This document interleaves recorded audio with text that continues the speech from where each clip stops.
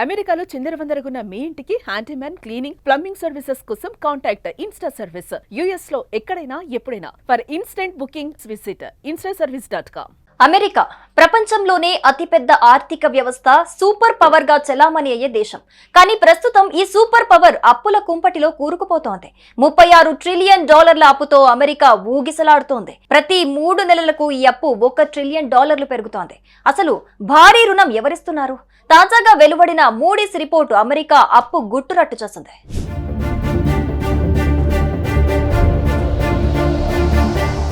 ప్రపంచ ఆర్థిక వేదికలపై అమెరికా హవా ఎప్పుడు నడుస్తుంది. కానీ గ్లోబల్ రేటింగ్ ఏజెన్సీ మూడీస్ ఇటీవల అమెరికా సావరిన్ రేటింగ్ ను AAA నుంచి AA1 కి దించేసింది. కారణం మితిమీరిన అప్పులు. IMF నివేదిక ప్రకారం అమెరికా అప్పు 3,096 లక్షల కోట్లు, అంటే $36 ట్రిలియన్. ఇంత భారీ అప్పు ఎక్కడి నుంచి వస్తోందని ఆలోచిస్తున్నారా?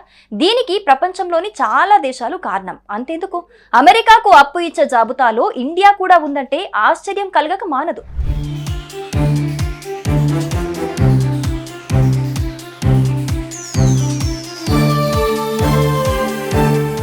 America loan global game. ఈ రుణంలో అతిపెద్ద భాగస్వామి ఎవరంటే అమెరికా సొంత ఫెడరల్ రిజర్వ్ సిస్టమ్. అమెరికా ప్రభుత్వానికి ఫెడరల్ రిజర్వ్ బ్యాంక్ ఏకంగా $4.7 ట్రిలియన్ రుణం ఇచ్చింది. అంతేకాదు అమెరికా సామాజిక భద్రత, ఇతర ఏజెన్సీలు కలిపి $2.4 ట్రిలియన్ రుణం అందించాయి. కానీ ఇక్కడ ట్విస్ట్ ఏంటంటే విదేశాలు కూడా ఈ అప్పిచ్చే జాబితాలో ఉన్నాయి. అమెరికాకు అప్పులిచ్చే లిస్ట్ లో $1.1 ట్రిలియన్ తో జపాన్ అగ్రస్థానంలో ఉంది. $769 బిలియన్ తో చైనా రెండో స్థానంలో ఉంది. Britain, Luxembourg, Canada, Belgium, Ireland, France, Switzerland వంటి దేశాలు కూడా అమెరికా ట్రెజరీ బాండ్లలో భారీగా పెట్టుబడి పెట్టాయి. ఆశ్చర్యం ఏంటంటే భారతదేశం కూడా $234 బిలియన్, అంటే సుమారు 20 లక్షల కోట్లు పెట్టుబడి పెట్టింది.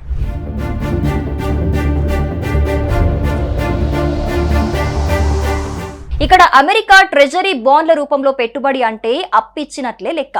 దీన్ని బట్టి చూస్తే భారత్ కూడా అమెరికాకు అప్పిస్తోంది. అమెరికా అప్పు సేకరించే ప్రాసెస్ లో ట్రెజరీ బాండ్ల విధానం పాటిస్తోంది. ఇందుకు అమెరికా ప్రభుత్వం ట్రెజరీ బాండ్లను జారీ చేస్తుంది. ఈ బాండ్లు ప్రపంచంలో అత్యంత సురక్షితమైన పెట్టుబడిగా చెలామణి అవుతాయి. దీంతో దేశాలు, సంస్థలు, పెట్టుబడిదారులు ఈ బాండ్లను కొనుగోలు చేస్తారు. అమెరికా వీటిని వడ్డీతో తిరిగి చెల్లిస్తోందని హామీ ఇస్తోంది. కానీ అప్పు ఇంత వేగంగా పెరిగిపోతుంటే అమెరికా కొంప మునిగిపోతుంది అని అంటారా? దానికి కూడా అమెరికా దగ్గర దారుంది.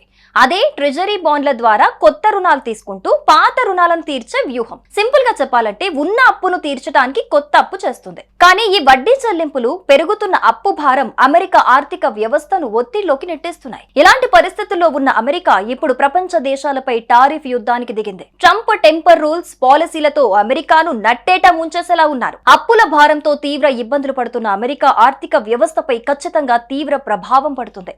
ప్రస్తుతం అమెరికా పరిస్థితి అప్పిచ్చిన దేశాలన్నీ తుమ్మితే ఎగిరిపోయేలా ఉన్నాయి. ఈ నేపథ్యంలో అప్పులిచ్చిన దేశాలతో ట్రంప్ కయ్యానికి కాలుదువ్వటం మంచిది కాదని నిపుణులు విశ్లేషిస్తున్నారు. మరి అమెరికా ఆర్థిక బలంతో ఈ సంక్షోభాన్ని అధిగమిస్తుందా లేదా అనేది వేచి చూడాల్సిందే.